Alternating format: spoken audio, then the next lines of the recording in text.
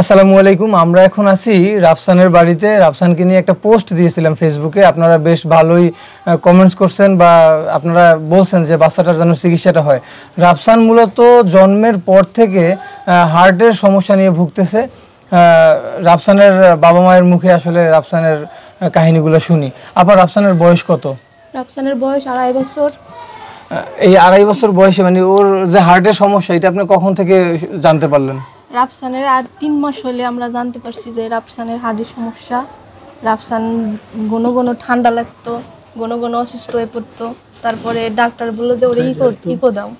Eco দেওয়ার পরে, eco করানোর পরে যে হার্টের সমস্যা ধরা পড়লো, হার্টের ছিদ্র ধরা পড়লো। ছিদ্র ধরা পড়ছে। ছিদ্র ধরার পরে 3-4 বার ইকো করানো হয়েছে, ছিদ্রই ধরা পড়ছে।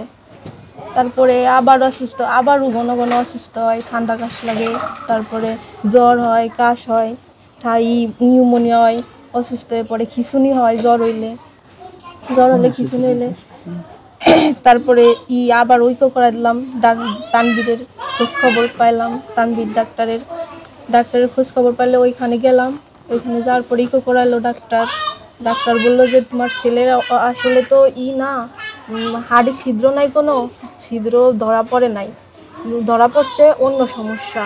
মানে হাড়ের রক্তনালী আছে, সেই রক্তনালী ভাঁজ পড়া হইলে এর ছিদ্র ছিল না। এর হাড়ের 6 মাস পরে দেখা করতে বলছিল। আমরা 6 মাস আসলে যাইতে পারি নাই টাকার জন্য, টাকার সমস্যা ছিল, ঘন ঘন অসুস্থ হয়ে যেত। তারপর আবার 1 বছর পরে গেলাম, সেই সময় আবার 1 বছর পরে ইকো করলাম। ইকো করার পরে আবারও ওই ডেই মানে রক্তনালী ভাঁজ পড়া, কিন্তু আরও বড় সমস্যা হয়ে গেছে। বাল্ব শুকায় গেছে, রক্ত চলাচল করতে পারে না, মানে জ্বর ছাড়াই খিঁচুনি হয়, খিঁচুনির চোখ মুখ উল্টে যায়, থাকেই না। তারপরে ডাক্তার বললো যে ওরা অপারেশন করার লাগবে ইমিডিয়েটলি। তারপরে ঢাকা গেলাম, ঢাকা যাওয়ার পরে বললো যে ওর অসুস্থ অনেক, ওর এই মুহূর্তে যদি অপারেশন করানো হয় করা যাবে না, মানে বাঁচানো যাবে না। ওর কিছুদিন সময় দিল, তারপরে 1.5 মাস সময় দিছে। 1.5 মাস পরে আবার গেছি, যাওয়ার পরে আবার ইকো করানো হয়েছে। ইকো করানোর পরে বললো যে আরও 3 মাস সময় দেয়। এই যে 3 মাস সময় দেওয়ার পরে আবার যে মাস চলে আইছে অপারেশন করাতে, বলছে যে এইবার গেলে অপারেশন করা যাবে, মানে 32% আছে, 40% আসলে অপারেশন করাবো। আচ্ছা, এই ডেট দিছে। এখন মানুষের ডাক্তার যাইতে বলছে, কিন্তু আর্থিক অবস্থার কারণে যেতে পারেন না, কারণে আমরা যাইতে পারি নাই, টাকার সমস্যা। আবার ওর বাবারও সেরকমের এখন টাকার সমস্যার কারণে ওর রাফসানের বাবা কি করে? রাফসানের বাবা আসলে করে আলতুখানে যে সে ডুবরা মিলে চাকরি করে। এইটা কি? জনতায় চাকরি করে। মানে কাজ কি এটা?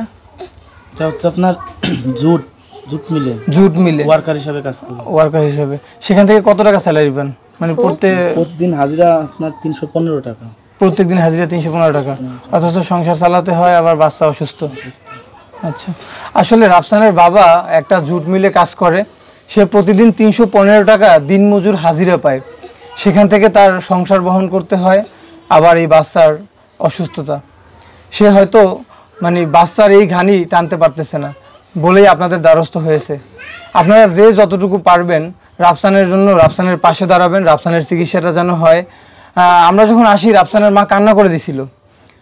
রাফসানের মা বলতেছিল যে আমার যে অন্যান্য বান্ধবীরা তাদের বাচ্চারা কথা বলে, যখন কথা বলে তখন সে মানে সহ্য করতে পারে না, তার বাচ্চা এখনো কথা বলতেছে না, তার বাচ্চার এই স্বাস্থ্যের এই অবস্থা, মানে এটা খুবই দুঃখজনক। বা তার কাছে একজন মাই বুঝতে পারে তার বাচ্চা যখন অসুস্থ থাকে।